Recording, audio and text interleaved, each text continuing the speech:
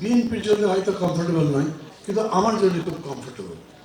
আমি এমনিতে দাঁড়ালে আমার পার্টি 300 ক্যান্ডিডেট দিলেও একটাতেও পাশ করতে পারি কিনা কে জানে।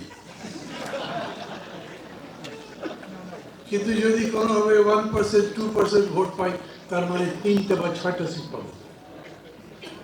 আপনাদের এতে ভালো লাগবে না, তবু আমি এটা সমর্থন করছি না। তার কারণে আমি দেখছি যাদের বিরুদ্ধে 15 বছর ধরে লড়াই করলাম, যদি এই প্রপোর্শনাল রিপ্রেজেন্টেশন থাকে, তাহলে তারা এই নির্বাচনে যদি দাঁড়াতে পারে। আমি না মাঝে মাঝে বুঝি না আপনারা কি বুঝে হাততালি দেন। আপনারাই বলছেন, আপনারাই মানে বিএনপি বলছেন কোন পার্টি ব্যান করতে চাই না, এই পার্টি থাকবে। আমি যখন বললাম তারা যদি থাকে নির্বাচন করতে পারে, এরকম তো হতে পারে প্রপোর্শনাল ভোটে দে উইল কাম সেকেন্ড। এই জন্যই আমি বলছি সংস্কার এরকম একটা বিষয়, এটা তো শুরুও নেই শেষও নেই, সর্বসময় সংস্কার চলবে। একটা যে কোনো বিষয় বস্তুর উপরে কাজ করবার জন্য সংস্কার সবসময় কার্যকরী হয়। মাঝে মাঝে যখন দেখি যে কেউ কেউ বলে সংস্কার শেষ করে তারপরে ভোট, তখন আমার মনে হয় জিজ্ঞেস করি, ভাই শেষটা কোথায় করবেন? এটা শেষ কই, কি হলে শেষ?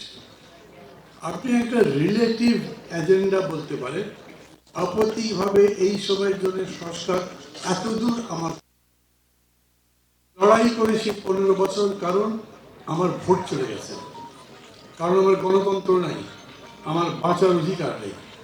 আমি যদি ওই দেশ ফিরে পেতে চাই, যেরকম এই রক্তের মধ্যে দিয়ে সবার উঠলো নতুন বাংলাদেশ, নতুন বাংলাদেশ যদি চান, তাহলে দেশে গণতন্ত্র লাগবে, সেই জন্য ভোট লাগবে, এমন একটা ভোট যেটা সবাই গ্রহণ করতে পারে। সেই রকম একটা ভোট করবার জন্য ন্যূনতম একটা গণতান্ত্রিক পরিবেশ লাগবে। আমরা যেমন বলি লেভেল প্লেইং ফিল্ড, সেই ফিল্ড তৈরি করবার জন্য পুলিশ ঠিক করতে হবে, সিভিল বিউরোক্রেসি ঠিক করতে হবে, ইলেকশন কমিশন ঠিক করতে হবে। আমি বলি এটা মিনিমাম। আপনি এনএইচএস যদি নাও করেন, হেলথ পলিসি না দেন, এডুকেশন পলিসি না দেন, ডেভেলপমেন্ট প্রোগ্রাম না করেন, তাতে কিন্তু আপাতত কিছু যাচ্ছে আসছে না। আপনার ভোট দরকার, এইটা হলো ইমিডিয়েট প্রেফারেন্স। আপনি অন্তর্বর্তী সরকারকে বলবেন তুমি এইটা করো, সবার আগে তোমার এটা কাজ।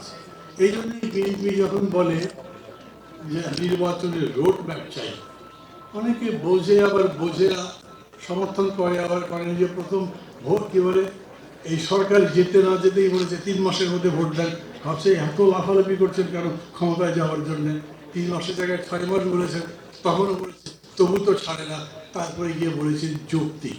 আর আমি বলছি যদি ওই রকম করে বলতে পারতেন তোমার কাজ হচ্ছে ভোটটা করা, এই ভোটের জন্য এই করতে কতদিন লাগবে তোমার, সরকার বলবে তার কতদিন দরকার। আমি তো পুলিশ ঠিক করতে পারবো না, আমি তো ক্ষমতা চাই, আমি সিভিল বিউরোক্রেসি ঠিক করতে পারবো না। আমি একটা ইলেকশন অনুষ্ঠানের জন্য আমার উপরে দায়িত্ব নেই, সে দায়িত্ব সরকারের উপরে। অর্থাৎ সরকার বলবে এতদিনের মধ্যে ভোট, সেই বিবেচনায় একটা রোড ম্যাপ যখন বিএনপি চায়, তখন খুব কথা বলে। আমার এই যে আবার হাততালি দিচ্ছেন না, কি হয়েছে এই কথা বলবার পরে বারবার আপনি এটা বোঝাতে পারলেন না যে আমাদের জন্য রোড ম্যাপ চাওয়াটাই সবচেয়ে যৌক্তিক।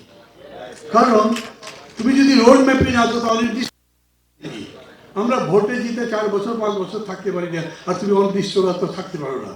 আমি কারোর প্রতি অশ্রদ্ধা জানাচ্ছি না, ডক্টর ইউনিসেফের সরকারের কোথায় পার হয়ে যাচ্ছে। আমি শুধু এইটুকু বলতে চাই, আপনাদেরকে আমি বিশেষ করে বিএনপিকে খুবই ধন্যবাদ দিই। কেন? খুব সবগুলো কমিটমেন্ট করেন কি কি করবে, আর হিসাব করেন যাতে ক্ষমতায় তো আপনারাই যাবেন, মনে হচ্ছে ভোটার কে জিতবে।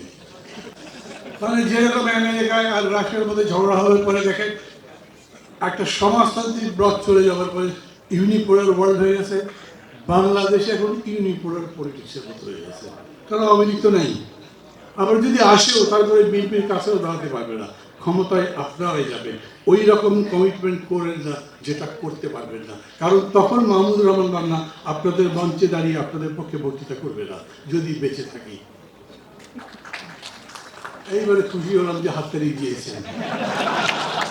ভালো থাকবেন সবাই। আবারও আন্তরিক ধন্যবাদ জানাচ্ছি। আমি মনে করি বাংলাদেশের ভবিষ্যৎ এখন বিএনপির বিচক্ষণতা, আন্তরিকতা, সঠিকতার উপরে নির্ভর করে। এটা বুঝেই বিএনপি আগামী দিনে এগোবে এই আশা করি, এবং সেজন্যে যাত্রা পথে, লড়াইয়ের পথে বিএনপিকে বন্ধু হিসেবে পাশে দিতে চাই।